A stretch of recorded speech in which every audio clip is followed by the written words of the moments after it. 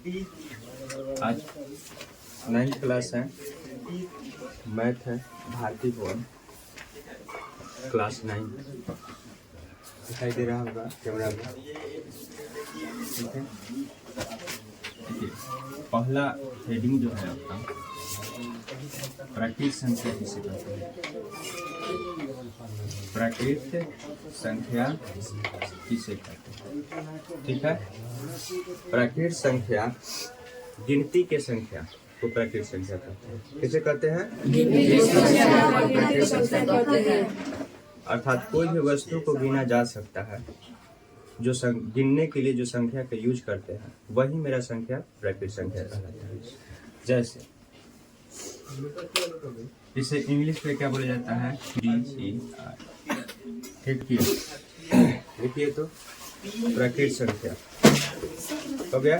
प्राकृत संख्या गिनती की संख्या को प्राकृत संख्या, गिनती की संख्या को प्राकृत संख्या, जिसे हम n से सूचित करते हैं। शॉर्ट फॉर्म में क्या चीज से सूचित करेंगे? n से सूचित करते हैं। जैसे 1 2 3 4 5। ठीक है, प्राकृत संख्या समझ में आ गया कि कोई भी संख्या जो 1 से चालू है, ठीक, और इसका कभी अंत ना हो, ये सब क्या, कौन सा संख्या कहलाएगा? प्राकृत संख्या।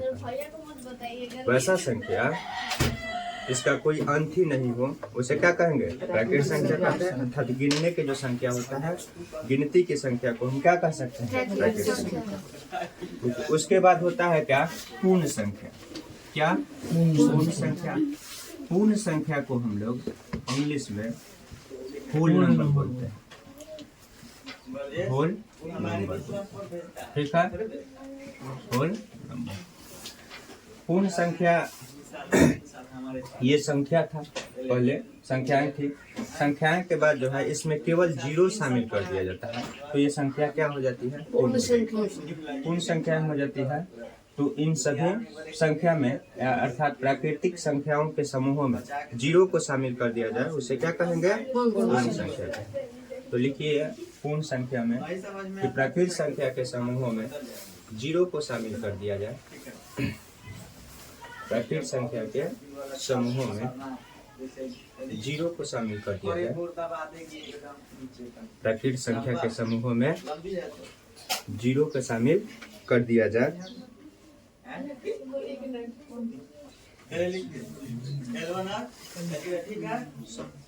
प्राकृतिक संख्या के समूहों में 0 को शामिल कर दिया जाए, उसे पूर्ण संख्या। जैसे इसे W से सूचित करते हैं, W से सूचित करते हैं। 0 1 2 3 4 तौर पर इन्फिनिटी अर्थात अनंत तक। क्या? अनंत, अनंत तक। ठीक है, पूर्ण संख्या प्राकृतिक संख्या में ही 0 को केवल शामिल कर दिया जाए, तो वही संख्या पूर्ण हो जाती है। ठीक है, हो गया संख्या का। जैसे आपका 2 हो गया, 4 हो गया, 6 हो गया, 8 हो गया, 9 भी होगा? नहीं होगा। यस, 9 को 2 भाग में बांट सकता है? बराबर बराबर भाग में नहीं बांटा, इसलिए नहीं। ठीक है, और ये भी अनंत तक होता, ये भी अनंत तक होगा। ठीक, तो वैसी संख्या जो 2 से विभाजित हो जाता है उसे क्या कहेंगे? सम संख्या। देखिए, अब जो केवल क्या चीज से हो, केवल 2 से भाग न लगे, उसे क्या कह सकते हैं हम? विषम संख्या। लिख लीजिएगा नोट करके। वैसी संख्या, वैसी संख्या जो केवल 2 से भागे न लगे। ठीक इसी प्रकार एक समतुल्य लेंस P2 लिया गया है, उसे ठीक इसी प्रकार एक समतुल्य लेंस P2 लिया है, विषम संख्या कहते हैं। इसमें कोई बड़ा बात नहीं है। सम जो 2 से भाग लग जाता है वो सम संख्या, विषम जो 2 से भाग न लगे उसे विषम संख्या। क्लियर हो गया?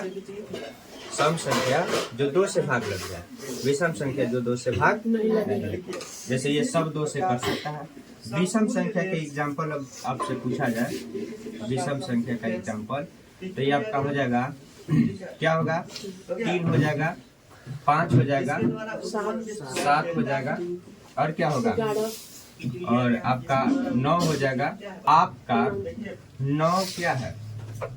विषम संख्या। 3 क्या है? विषम संख्या है। 5 क्या है? विषम संख्या है। और क्या? 11 क्या है? विषम। ठीक है। और 7 क्या है? विषम संख्या। सब विषम संख्या। इसी तरह ये अनंत तक बढ़ जाएगी। क्या? अनंत तक ये भी जाएगी। ठीक है, समझ में आ गया होगा? सम संख्या और विषम संख्या क्या 2 नहीं होगा, 2 को बराबर भाग में बांट देंगे, 2 के बराबर भाग में बांट देंगे। ठीक है, इसलिए 2 होगा। नहीं होगा। हो सकता है तो बताइए। नहीं होगा जी, चलिए।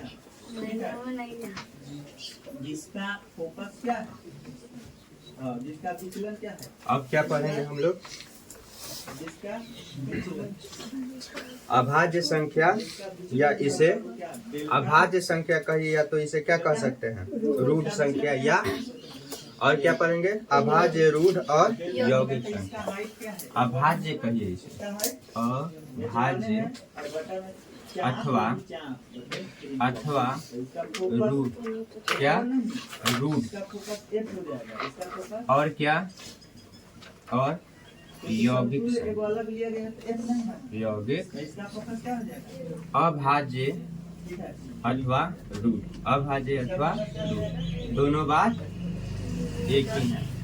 अभाज्य कहिए या तो रूढ़ कहिए, दोनों का मतलब एक ही है। शब्द अलग अलग है लेकिन अर्थ एक ही है। ठीक है, शब्द अलग अलग है लेकिन क्या अर्थ एक ही है। जैसे कृष्ण जी का नाम है तो कृष्णा, किशन, अलग अलग नाम हो रहा है, शब्द अलग है लेकिन अर्थ एक ही होता है कि नहीं? समझिए। अभाज्य और, ठीक है, अभाज्य अथवा इसमें क्या होता है, जो पहले हम बोले हैं कि वो विषम संख्या में केवल याद रखना है, विषम संख्या के पहला बात, विषम और सम के लिए कोई सूत्र होता है, विषम और सम के लिए। ठीक है, देखिए सम संख्या के लिए 2 × n। ठीक है, ये कोई भी संख्या इस रूप में है तो क्या है? सम संख्या। और विषम संख्या, कोई भी संख्या 2 × n - 1 के रूप में है तो ये क्या है? विषम संख्या।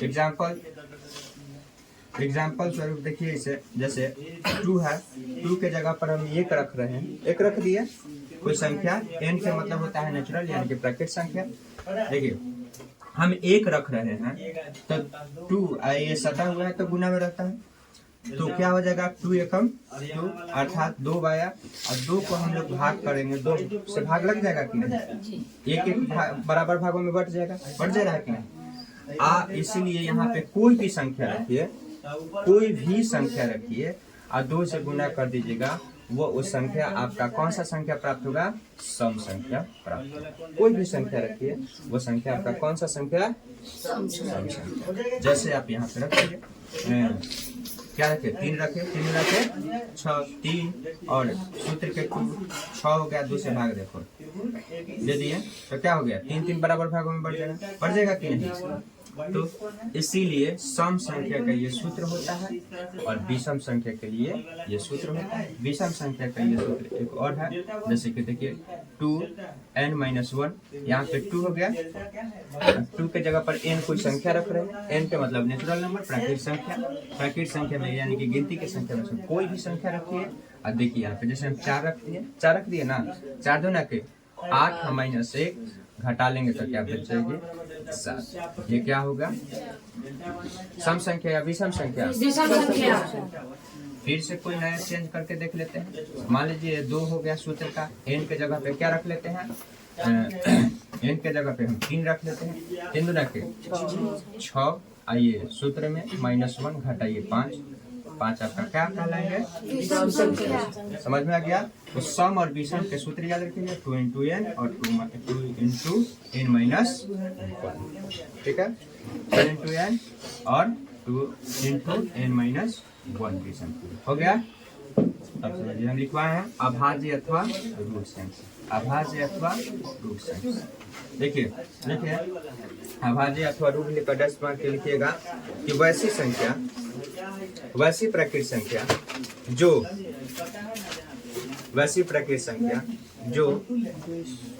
एक या एक और अपने आप को छोड़कर,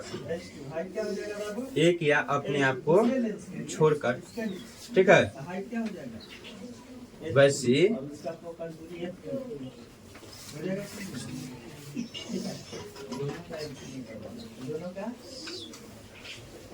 हो गया, वैसी प्राकृतिक संख्या, ठीक है, वैसी संख्या जो एक या अपने आप को छोड़कर किसी अन्य संख्या से विभाज्य न हो, किसी अन्य संख्या से विभाज्य न हो, किसी अन्य संख्या से विभाज्य न हो,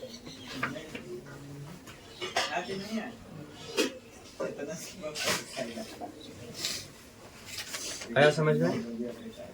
एक खुद के बस जो संख्या हो और एक को छोड़कर किसी अन्य संख्या से विभाज्य न हो, उसे हम क्या कह सकते हैं, अभाज्य अथवा रूट संख्या।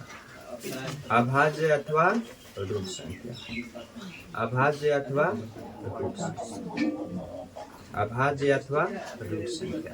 एग्जाम्पल स्वरूप देख लीजिए, एग्जाम्पल में समझिए इसे। देखिए आपका 2 हो गया, 2 ये एक और स्वयं से ही कटेगा, बाकी किसी अन्य संख्या से कट सकता है नहीं। चलिए 3 एक और 3 से ही कटेगा, बाकी किसी अन्य संख्या से कट सकता है। 4 इसलिए 4 को रखेंगे। 5 नहीं कटेगा, एक और अपने आप से ही कटेगा, ठीक है। 6 कटेगा इसलिए रख सकते हैं। 7 इसलिए इसे रख सकते हैं, एक और स्वयं से ही कटेगा, बाकी किसी से नहीं कटेगा। 8 को रख सकते हैं। 9 को नहीं रख सकते। 9 एक और दूसरे संख्या से भी कर सकते हैं, जैसे 3 से कट गया कि नहीं। अब वैसा ही संख्या इसमें रखना है कि केवल एक और अपने आप से कटे, स्वयं से कटे, ठीक। 11 इसी तरह ऐसे ही किसी रूप की संख्या अनंत तक रख सकते हैं, समझ में आ गया, अनंत, ठीक हो गया। आया समझ में, आया कि नहीं। अब हम लोग यौगिक संख्या के थोड़ा सा जानते हैं। क्या यौगिक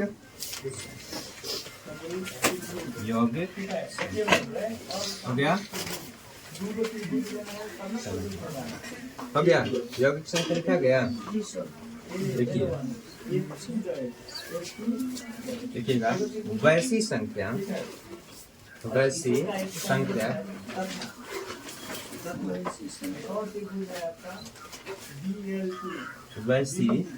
संख्या हो गया जो एक और अपने आप को छोड़कर, एक और अपने आप को छोड़कर A11 एक्सट्रूडर्स मतलब पूरा आप यहाँ के लेके एक और अपने आप को छोड़कर बीच ठीक वाला है। ज्यादा मेरी कलम चलाओ सब। एक और अपने आप को छोड़कर हो गया। किसी अन्य संख्या से भी विभाज्य हो जाए, यानी कि भाग लग जाए। क्या विभाज्य हो जाए।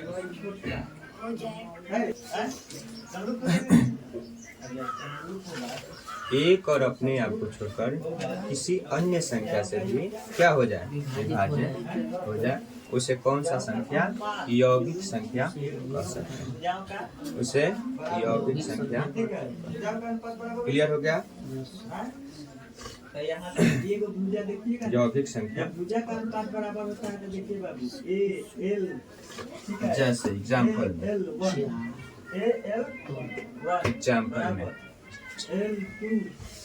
एग्जाम्पल में अब बताइए क्या क्या हो सकता है। 4, 6, 8, 9, 4, 10, 6, 8, 9, 10, 12 और इसी तरह अनंत तक। क्या जी, इन्फिनिटी। ठीक है। और आपसे एक क्वेश्चन पूछा जाएगा कि सबसे छोटी अभाज्य संख्या कौन सी है, तो क्या जवाब दीजिएगा। सबसे छोटी अभाज्य संख्या कौन सी संख्या है, 2। ठीक है। और सबसे छोटी यौगिक संख्या को क्या जवाब दीजिएगा, 4। ठीक है। सबसे बड़ी यौगिक संख्या तो क्या जवाब दीजिएगा, 12 बोल रहे हैं, अनंत तक। सोच कर बोलो। सबसे बड़ी अभाज्य संख्या या रूट संख्या कौन सा, अनंत तक हो सकता है। ठीक है। इसका कोई अंत नहीं, लेकिन छोटी पूछा जाए तो बता सकते हैं कि। ठीक है। अब हम लोग क्या पढ़ेंगे, अभाज्य संख्या किसे, अभाज्य संख्या। देखिए अभाज्य अभाज्य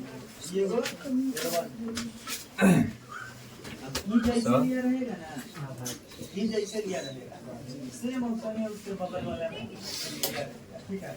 तो देखिए संख्या हो गया, अभाज्य प्रो प्राइम नंबर। ठीक है। हो गया बराबर में अभाज्य हो गया जी, अभाज्य संख्या। अब जैसे नीचे वाला रेशियो होगा उसका उधर वाला नीचे, तो देखिए L1 हो गया। L1 देखिए वैसा दो प्राकृत संख्या, वैसा दो प्राकृत संख्या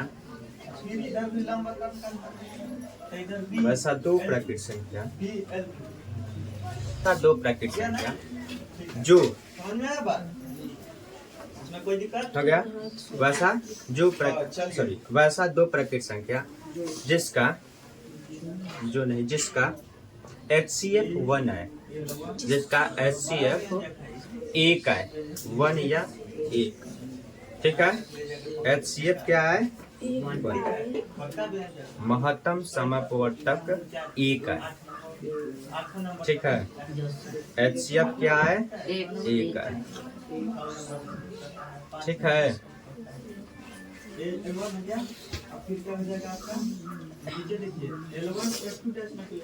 हो गया जी। महत्तम समापवर्तक क्या है, जैसे देखिए 15 की और 16 का HCF निकालेंगे तो क्या होगा, 15 और 16 का एक ही आएगा, एक आएगा क्या, HCF बराबर 1। जैसे 7 और 6 का HCF 1। ठीक है। 13 और 3 का HCF 1। तो एग्जाम्पल लिख लीजिए। 9 और 16 क्या, जिसका एक है उसे क्या कहते हैं, अभाज्य संख्या। जिसका HCF 1 है उसे क्या कहेंगे, अभाज्य संख्या। इंग्लिश में को प्राइम नंबर। हो गया। देखिए पूर्णांक संख्या, इसमें से घटाए पूर्णांक ये यहाँ तक ये प्राकृत संख्या है, है पूर्ण संख्या है, ठीक है। पूर्णांक संख्या एक प्रकार के क्या है, पूर्ण संख्या प्राकृत संख्या है, लेकिन इसमें आवश्यकता के अनुसार हम इसमें धन चिन्ह और ऋण चिन्ह का प्रयोग करते हैं, ठीक है। आवश्यकता के अनुसार जब हम धन चिन्ह और ऋण चिन्ह का प्रयोग कर देते हैं तो वही प्राकृत, वही पूर्ण संख्या क्या बन जाती है, पूर्णांक संख्या। जैसे हमारे पृथ्वी के सतह, ठीक है, हम जिस जगह पे है वहां से, जैसे ये मान लीजिए कि ये पृथ्वी हुआ, हम ऊंचाई पे जाते हैं तो ऊपर के जो संख्या, सपोज कोई दूरी लेते हैं जैसे कि 1 मीटर, 2 मीटर, 3 मीटर, चाहे 1 किलोमीटर, 2 किलोमीटर, 3 किलोमीटर, तो हम ऊपर बढ़ेंगे तो कौन सा संख्या लेंगे, धन पूर्णांक लेंगे, प्लस में लेंगे, जैसे कि 1 किलोमीटर क्या जी, 2, 3, क्या 4, ऐसे बढ़ते जाएंगे। तो इसमें हम क्या ले सकते हैं, धन पूर्णांक लेते हैं। पॉइंट इसे क्या मानेंगे, हम पृथ्वी को 0 मान लेते हैं, 0 पूर्णांक से क्या। और अगर जो इसे तल में जाना होता है अर्थात गहराई में जाना होता है तो हम क्या करेंगे, ऋण पूर्णांक, क्या ऋण पूर्णांक। जैसे कि हम 7 या 6 क्लास में 32 मीटर प्रति डिग्री सेल्सियस तापमान बढ़ता है, ठीक है। 32 मीटर अगर जो जाते हैं तो 1 डिग्री सेल्सियस तापमान बढ़ता है, ठीक है। उसी तरह हम ऊपर जाते हैं तो 1 डिग्री तापमान क्या होती है, घटते जाता है। तो ऊपर क्या होता है, तापमान घटेगा और नीचा बढ़ेगा। तो घटने और बढ़ने के क्रम में समझा गया। हम एक ही बार में बताएं कि जैसे मान लीजिए कि जब हम पृथ्वी से नीचे जाते हैं तो तापमान घटता है, और जब हम पृथ्वी से ऊपर जाते हैं तो जब हम पृथ्वी से नीचे जाते हैं तो तापमान बढ़ता है और ऊपर जाते हैं तो तापमान घटता है। लेकिन जाने के क्रम में अगर जब बोला जाए कि ऊंचाई पर जा रहे हैं तो प्लस, ठीक है, और गहराई में जाते हैं तो माइनस। तो इसलिए धन पूर्णांक और ऋण पूर्णांक का होना जरूरी होता है, नहीं तो हम किसी को कैसे बताएं कि हम कहाँ गए, किस स्थिति में किसी चीज को बताना होगा, संख्या रेखा पर चाहे कोई ऐसा चीज को बताना होगा तो कैसे बताएंगे, धन पूर्णांक और ऋण पूर्णांक नहीं रहे तो, इसीलिए बताया जाता है। तो इस संख्या को, वही संख्या को थोड़ा सा अलग कर दिया जाता है चिन्ह लगाकर, जो कि प्लस और माइनस। तो पूर्णांक संख्या 3 तरह के होता है, क्या पूर्णांक संख्या 3 तरह के होता है। देखिए पहला धन पूर्णांक, क्या कह सकते हैं इसे, धन पूर्णांक, ठीक। धन पूर्णांक में होता क्या है, आपका सभी संख्या प्लस में, जैसे कि 1 प्लस में, 2 प्लस में, 3 प्लस में, 4 प्लस में, डॉट डॉट डॉट अनंत, ठीक है। इस संख्या को हम क्या कह सकते हैं, एक क्या होती है, ऋण पूर्णांक, क्या ऋण पूर्णांक। ऋण पूर्णांक को हम लोग -1, -2 और -3, -4 और क्या -5 और डॉट डॉट डॉट इन्फिनिटी अनंत तक लिख सकते हैं। और एक और पूर्णांक होता है जिसे हम शून्य पूर्णांक कहते हैं, शून्य पूर्णांक कहते हैं, चाहे शून्यात्मक पूर्णांक कह सकते हैं, ठीक है। ये क्या होता है, इस पूर्णांक में ना कोई चिन्ह होता है, ना धन और ना ऋण, ठीक है। तो इसे हम लोग पॉइंट के जरिए सूचित करते हैं। तो ये शून्य पूर्णांक को हम लोग कैसे से सूचित करेंगे, शून्य, ठीक है। शून्य पूर्णांक को शून्य से सूचित करते हैं। तो एक धन, एक ऋण और एक शून्य पूर्णांक, ठीक है। हम इन संख्याओं को रेखा पर निरूपित कर सकते हैं।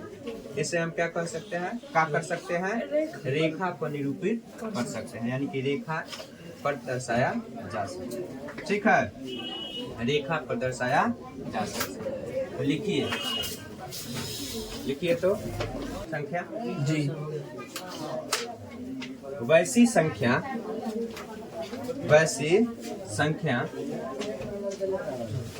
लिखिएगा, वैसी संख्या या वैसी पूर्ण संख्या या वैसी पूर्ण संख्या जो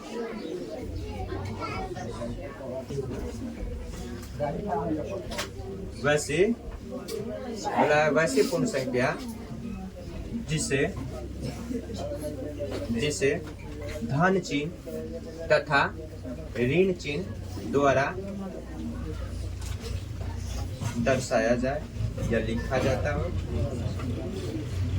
हो गया।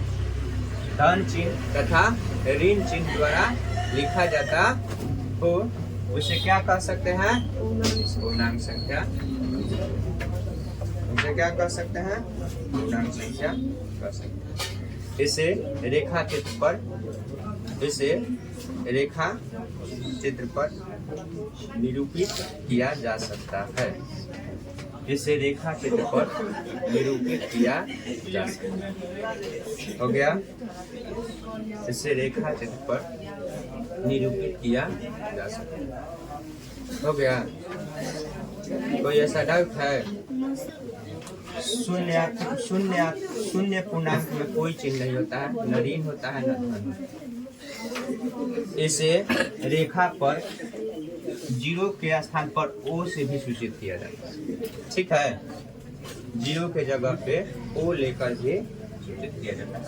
जैसे हम ग्राफ बनाते हैं, ठीक है, ग्राफ वगैरह ये सब भूमि के तल और हाइट, ठीक, कभी तापमान बताना होगा तो यही सब ऋण पूर्णांक में बहुत सारे पूर्णांक का हम उपयोग करते हैं। जैसे कि धन पूर्णांक होता है कि आपका ब्याज बढ़ता है तो धन पूर्णांक में ब्याज बढ़ता है। का जी, धन पूर्णांक में होता है कि नहीं?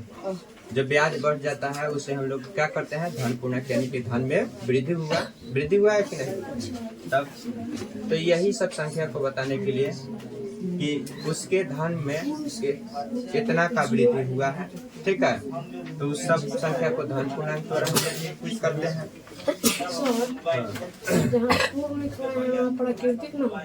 प्राकृतिक से मिलेगा कि पूर्ण संख्या में तो जीरो भी आ जाता है, तो जीरो से ही चालू होता है ये सब। तो जीरो से जो चालू होता है उसको छोड़ना देंगे, नहीं, उसको लगा कर जब हम लिखेंगे संख्या को तो जीरो से ही चालू करते हैं, ठीक है।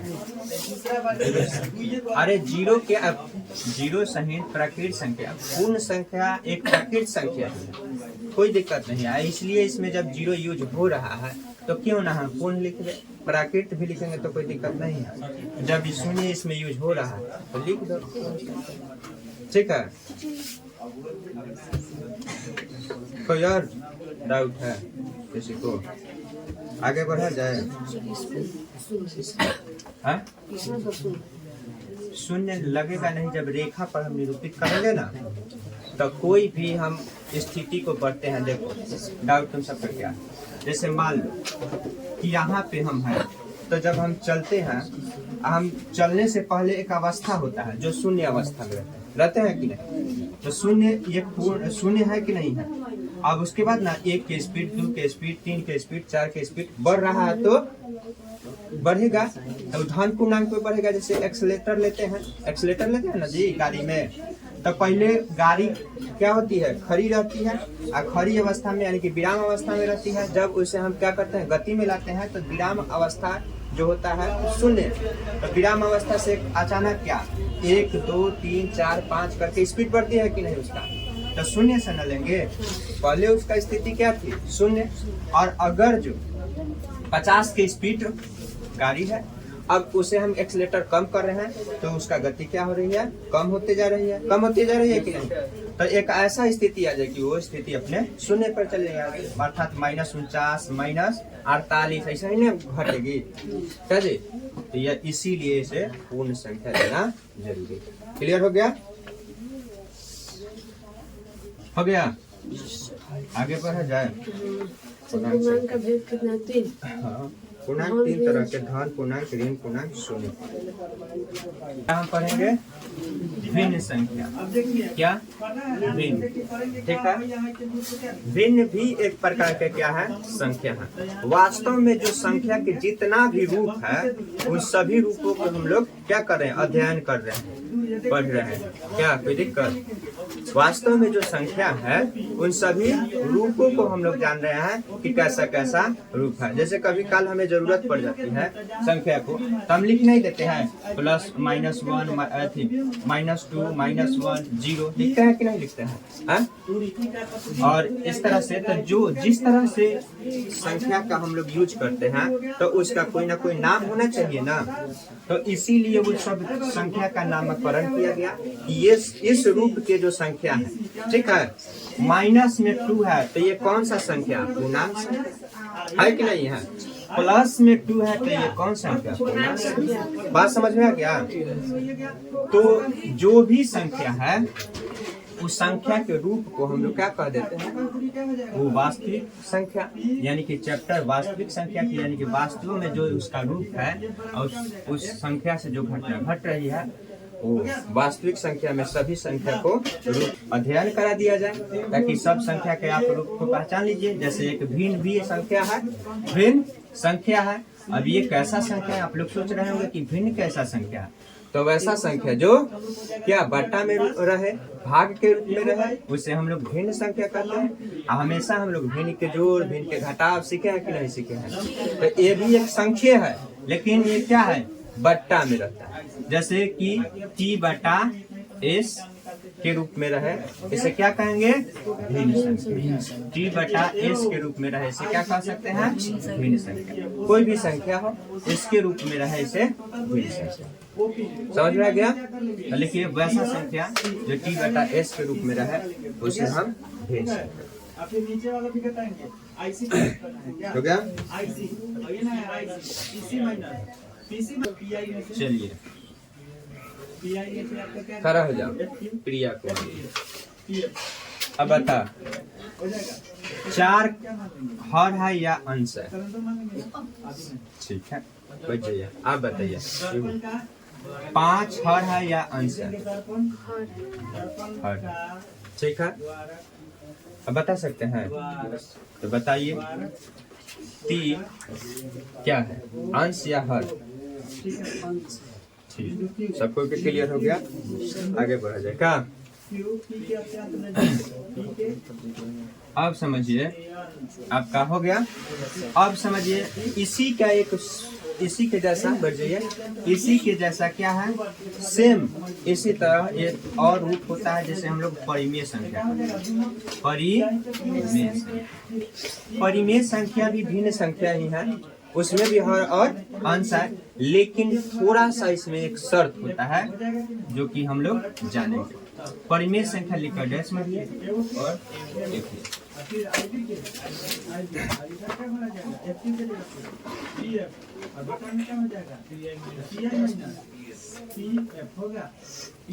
हो गया? लिखिए वैसी संख्या दो हो गया जो P बटा Q के रूप में लिखा जाए,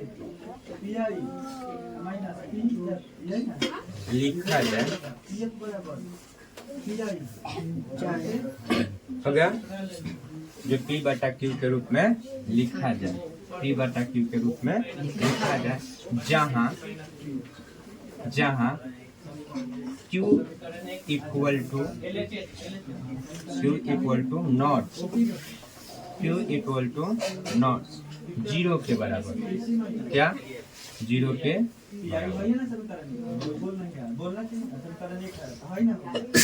कहने का मतलब हुआ कि Q जो हो, Q 0 के बराबर ना हो,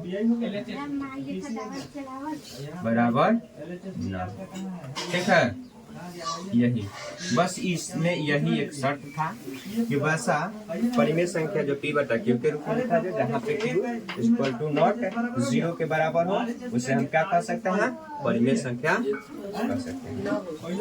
हाँ, कभी भी 0 के बराबर नहीं होगा, 0 के बराबर नहीं होगा। हो गया? जैसे एग्जाम्पल में 5 बटा 0 नहीं होना चाहिए, 5 बटा 0 नहीं होना चाहिए, लेकिन आपसे हम पूछेंगे कि 0 बटा 5 क्या ये परिमेय संख्या है? हैं?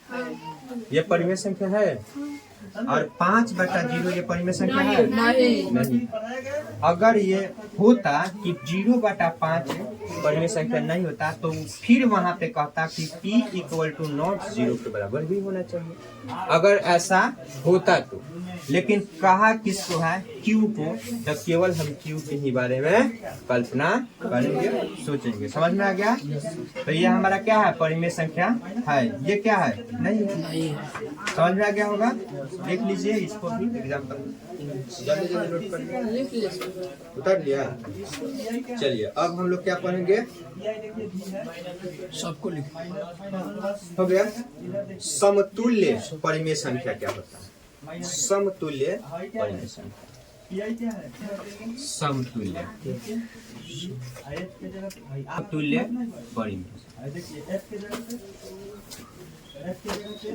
परिमेय संख्या हो लेकिन समतुल्य। सम के मतलब समान और तुल्य के मतलब तुल्य। ठीक है। परिमेय संख्या में समतुल्य कैसे जानेंगे ये समझिए। हो गया? क्या वैसा परिमेय संख्या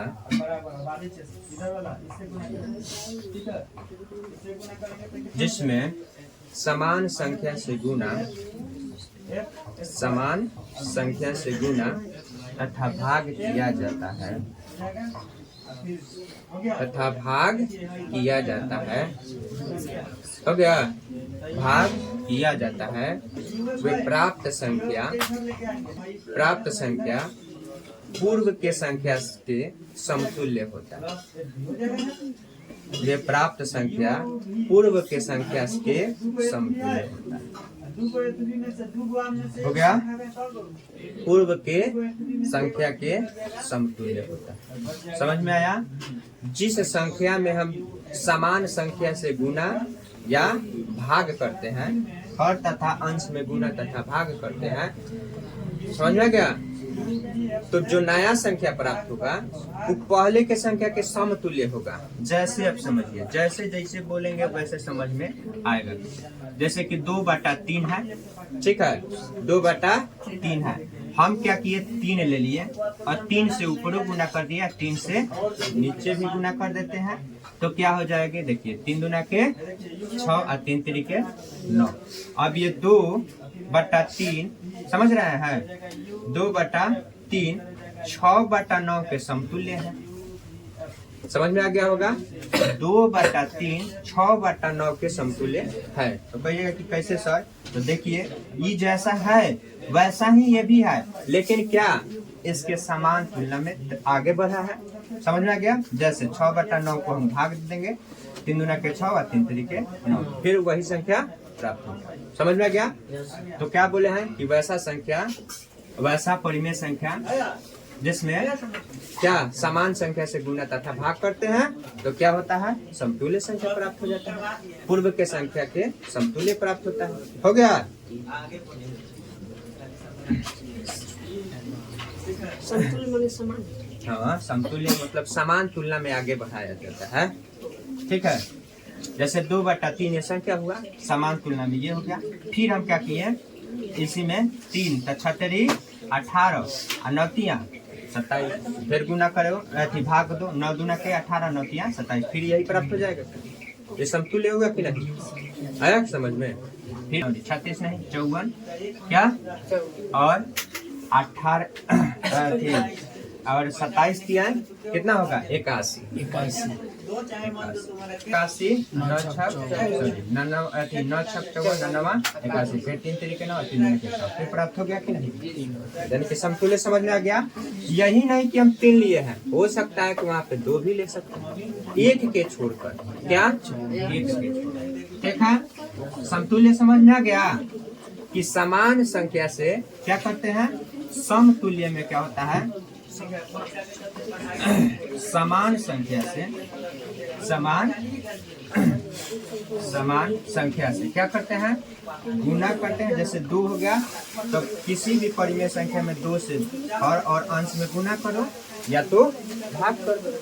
गुना करो या तो भाग करो। ठीक है, अब समझिए, और अंश लेते हैं तब भाग के उल्टा गुना हो जाएगा, पलट देंगे तब फिर वही बात होता है। तो इसलिए कह दिया कि गुना करो या तो भाग। पहला एक बात छोड़े जो कि भाग के उल्टा गुना नहीं होता है। समझ में आ गया? आगे बढ़ा जाए। अब क्या समतुल्य परिमेय संख्या के जोड़ और क्या गुना के। समझ में आ गया? देखिए, पहला बात कि किसी भी परिमेय संख्या से गुना करते हैं तो परिमेय संख्या प्राप्त होगा, और जोड़ भी करेंगे तो क्या परिमेय संख्या प्राप्त होगा। ठीक है, तो पहला नियम बोला है आपका कि कैल्शियम निकालेंगे तो क्या हो जाएगा, 2 ही होगा। ठीक है, 2 को भाग दिए 2 से तो 1 मरतबे तो 1 ही होगा, 2 से भाग दिए 2 पे तो 2 1 ही मरतबे लगेगा, तो क्या होगा 3, और क्या हो जाएगा 4/2। ठीक है, ये परिमेय के रूप में मिला कि नहीं, P/Q के रूप में है कि नहीं, हो गया। तो वही बोला है कि परिमेय संख्या के जोड़ और गुना के नियम से। ये जोड़ के समझ में आ गया, गुना समझिए। जैसे 1/, चाहे 4/, क्या है 3 है, यहाँ पे 2/, क्या है 1 है। अब क्या करते हैं, गुना करते हैं तो 4 गुना के 3 है कम 3, ये भी परिमेय के रूप में मिला, लिख लीजिए इसे। परिमेय संख्या के जोड़ और गुना के नियम बता देते हैं।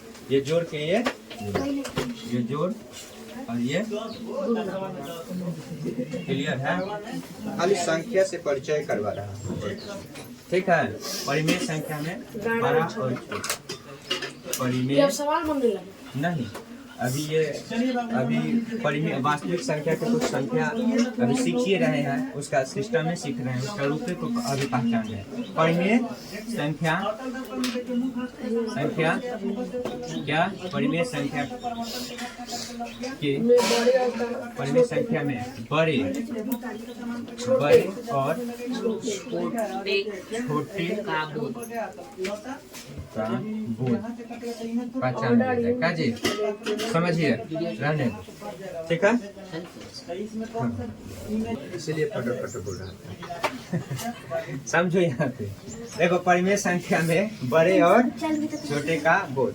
आपके प्रियांशु का खड़ा कर रहे हैं, देखिएगा प्रियांशु बोल रहा है कि परिमेय संख्या में बड़े और छोटे का बोध। देखिए, कोई भी परिमेय संख्या 2 लिखेंगे, 2 परिमेय संख्या लिखते हैं, जैसे 4/3 हो गया, और क्या 2/3 हो गया। अब बता सकते हैं कि इसमें कौन सा बड़ा संख्या कौन छोटा है, बता सकते हैं?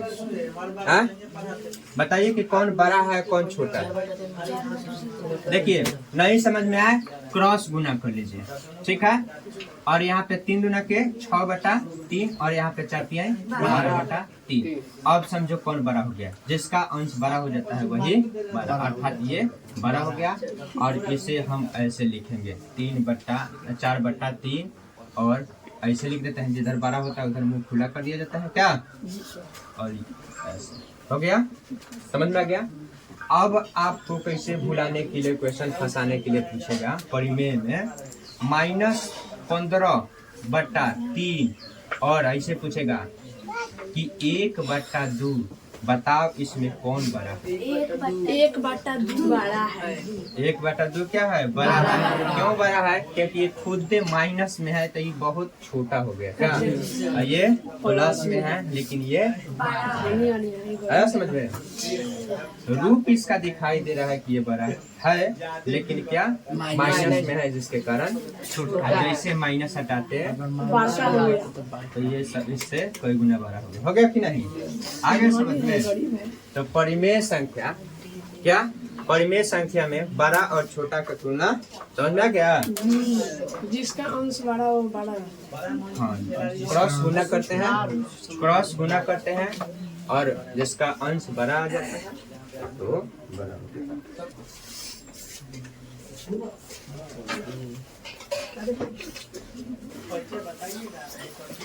देखिए, हम लोग वास्तविक संख्या के सभी रूपों को जाने, प्राकृत संख्या समझे, पूर्ण संख्या समझे, पूर्णांक संख्या समझे, परिमेय संख्या समझे और वास्तविक संख्या, ये उस सबका मेन हुआ। वास्तविक संख्या सबका मेन हुआ। वास्तविक संख्या में सब आ रहा है कि नहीं? जी। सबसे लास्ट में है, अर्थात इसके अंदर में सब आ रहा है, अंदर में सब आ रहा है। देखिए, प्राकृत संख्या सबसे पहले होगा, पूर्ण संख्या उसके बाद, पूर्णांक संख्या उसके बाद, परिमेय संख्या उसके बाद, वास्तविक संख्या। समझिए, प्राकृत संख्या, प्राकृत संख्या अर्थात natural number, n subset w, अर्थात n w यानी कि पूर्ण संख्या के बराबर हो सकता है। अर्थात प्राकृत संख्या पूर्ण संख्या में हो सकता है, लेकिन पूर्ण संख्या प्राकृत संख्या में नहीं हो सकता। बात समझ में आ गया? लेकिन पूर्ण संख्या प्राकृत संख्या में हो रहा है, नहीं हो रहा। देखिए यहाँ पे W जैसे कि 1 2 3 4 5 6 7 डॉट डॉट अनंत तक, लेकिन 0 से ये प्राकृत संख्या में 0 शामिल था नहीं? शामिल था। इसलिए बोला गया है कि प्राकृत संख्या यानी कि n सबसेट W, अर्थात n जो है प्राकृत संख्या में हो सकता है, लेकिन प्राकृत संख्या पूर्ण संख्या प्राकृत संख्या में नहीं हो सकता। यानी कि प्राकृत संख्या पूर्ण संख्या में हो सकता है, लेकिन पूर्ण संख्या प्राकृत संख्या में नहीं हो सकता। W सबसेट Z, अर्थात पूर्णांक को हम Z से सूचित करते हैं, जेहलिन से लिया हुआ है, जिसके कारण हम लोग Z से सूचित करते हैं। तो पूर्ण संख्या को हम पूर्णांक संख्या में लिख सकते हैं। समझ में आ गया? देखो, पूर्ण संख्या को हम पूर्णांक संख्या में लिख सकते हैं, लेकिन पूर्णांक को हम पूर्ण में नहीं लिख सकते हैं। समझ में आ गया? पूर्णांक को हम लोग पूर्ण में नहीं लिख सकते हैं। जैसे कि हम पूर्ण संख्या लिखेंगे तो 0 -1 -2 ये सब लिखेंगे, नहीं लिख सकते हैं। वो तो 0 1 2 3 4 5 डॉट डॉट अनंत तक है कि नहीं है? तो यानी कि सबसेट के मतलब होता है का कि जो ये संख्या है इसके बराबर नहीं हो सकता है। समझ में आ गया? और देखिए यहाँ पे Q सबसेट R, यानी कि परिमेय संख्या वास्तविक संख्या हो सकता है, परिमेय संख्या वास्तविक संख्या हो सकता है, नहीं हो सकता है, लेकिन वास्तविक संख्या कभी परिमेय संख्या नहीं हो सकता। ठीक है, वास्तविक संख्या परिमेय संख्या नहीं हो सकता। ये क्वेश्चन पूछेगा कि बताइए क्या वास्तविक संख्या प्राकृत संख्या है? नहीं, लेकिन प्राकृत संख्या वास्तविक संख्या है। ठीक है, प्राकृत संख्या पूर्ण संख्या है, प्राकृत संख्या पूर्णांक संख्या है, प्राकृत संख्या परिमेय संख्या है कि नहीं है? लेकिन परिमेय संख्या प्राकृत संख्या है नहीं। समझ में गया? तो वही बोला कि n सबसेट अर्थात प्राकृत संख्या पूर्ण संख्या है, लेकिन पूर्ण संख्या प्राकृत संख्या नहीं है। पूर्ण संख्या पूर्णांक है, लेकिन पूर्णांक पूर्ण नहीं है। परिमेय पूर्णांक परिमेय है, लेकिन परिमेय पूर्णांक नहीं है। बात क्लियर है? इसे भी बताइए। ठीक है, ये चीज क्या है? ये चिन्ह क्या चीज का है? सबसेट का।